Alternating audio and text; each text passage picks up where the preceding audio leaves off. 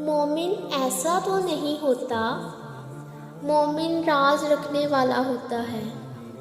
ایک انسان سے باتیں سن کر دوسرے تک پہنچانے والا نہیں ہوتا، وہ سمندر کی وسعت رکھتا ہے، جس کے اندر جو ڈال دیا جائے وہ وہیں رہ جاتا ہے، سہ جاتا ہے، سب کچھ اچھال کر باہر نہیں پھینک دیتا۔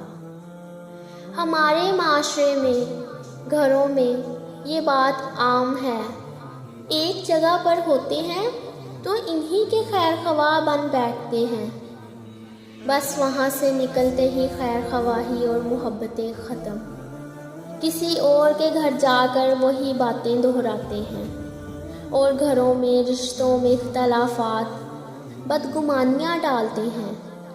یہ ایک مومن کا رویہ نہیں ہوتا۔ ارے یہ تو منافقت ہے نا، چغل خوری ہے کہ باتیں ادھر کی ادھر کی جائیں۔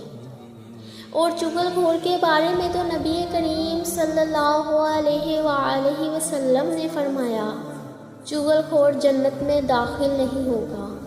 تو ذرا سوچئے، جس کا پیارے حبیب حضرت محمد صلی اللہ علیہ وآلہ وسلم نے دنیا میں ہی کہہ دیا کہ وہ جنت میں داخل نہیں ہو سکتا، تو اس کا کیا رہ جاتا ہے دنیا میں بھی اور آخرت میں بھی۔